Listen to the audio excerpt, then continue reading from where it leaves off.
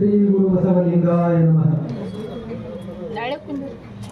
ಮೋಕ್ಷವನ್ನು ನಾ ಬಯಸಿ ವಿಶ್ವಮೂರ್ತಿಯೇ ಬಸವ ಜಂಗಮದ ಸೇವೆಯೇ ನನಗೆ ಪರಮ ಸಾಕ್ಷಾತ್ಕಾರ. ಜಗದಲ್ಲಿಸಿದುವೆ ನನ್ನ ಬಾಳಿನ ದಾರಿಯು, ಜನರ ಜಾಗೃತಿಯೇ ಈ ಜೀವದ ಉಸಿರು.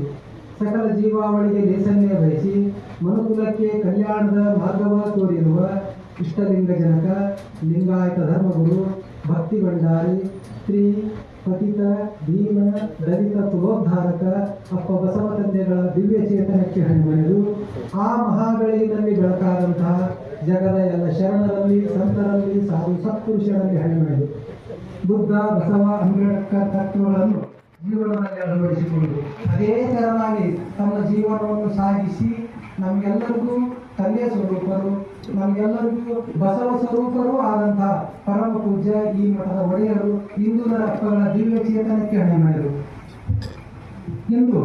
ಹಿಂದೂದರಪ್ಪಗಳ ಪ್ರಥಮ ವರ್ಷದ ಪುಣ್ಯ ಸ್ಮರಣೋತ್ಸವ ಕಾರ್ಯಕ್ರಮ ಹಾಗೂ 45ನೇ ವರ್ಷದ ಶರಣ ತತ್ವ ಸಮ್ಮೇಳನ, ಬಸವ ತತ್ವ ಸಮ್ಮೇಳನ ಕಾರ್ಯಕ್ರಮ.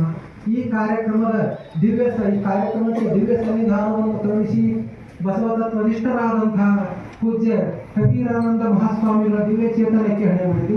ಅದೇ ತೆರನಾಗಿ ಚೌಕಿ ಮಠಗಳಲ್ಲಿ, ಹಿರೇಮಠಗಳಲ್ಲಿ, ನಮ್ಮ ಪೂಜ್ಯ ನ್ಯಾಯಮೂರ್ತಿಗಳಲ್ಲಿ, ತತ್ವನಿಷ್ಠ ಎಲ್ಲ ಶರಣರಲ್ಲಿ, ಮಾತೆಯರಲ್ಲಿ, ನಮ್ಮ ಗೌಡರು, ತತ್ವನಿಷ್ಠ ಗೌಡರಲ್ಲಿ, ಲಕ್ಷ್ಮೀ ಅವರನ್ನು ಎಲ್ಲ ಶರಣರಲ್ಲಿ ಹಾಗೂ ಹಿಂದೂದರಪ್ಪಗಳ ಸುಪುತ್ರರು ಆದಂತಹ ಒಂದನೇದವರು ಪೂಜ್ಯ ಚಂದ್ರಶೇಖರ ಅಪ್ಪಗಳು, ಎರಡನೇದವರು ಪೂಜ್ಯ ಗುರಯ್ಯ ಸ್ವಾಮಿಗಳು, ಈ ಪೂಜ್ಯರಲ್ಲಿ ಶರಣಾರ್ಥಿಗಳನ್ನು ಹೇಳುತ್ತಾ ಹಾಗೂ ಅವರಿಗೆ 4 ಜನ ಅಕ್ಕನಿಯರು, ಲಕ್ಷ್ಮೀ ಅವರು ಇನ್ನೊಬ್ರು ಬಂದಿರಂತೆ. ಅಂದ್ರೆ ಈ 6 ಜನ ಮಕ್ಕಳು ಅಷ್ಟೇ ನಮ್ಮ ಹಿಂದೂದರಪ್ಪ ಅವ್ರ ಮಕ್ಕಳಲ್ಲ.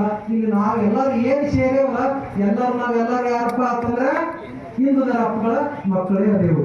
ಅಂತ ಕಾರ್ಯಕ್ರಮದಲ್ಲಿ ಭಾಗಿಯಾದಂತಹ ಎಲ್ಲ ಪೂಜ್ಯ ಶರಣರಲ್ಲಿ, ಶರಣೆಯರಲ್ಲಿ ಶರಣು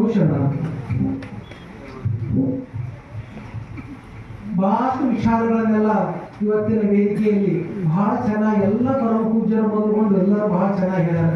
ಮತ್ತು ಈ 11 ದಿನಗಳ ಪ್ರವಚನದಲ್ಲಿ 6 ದಿನಗಳವರೆಗೆ ಚೆನ್ನಾಗಿ ಬಸವ ತತ್ವವನ್ನು ನಮ್ಮ ಲಿಂಗಣ್ಣಪ್ಪವರು, ಸಾಸ್ನೂರು ಲಿಂಗಣ್ಣಪ್ಪವರು ಬಹಳ ಚೆನ್ನಾಗಿ ಬಿತ್ತಾರೆ.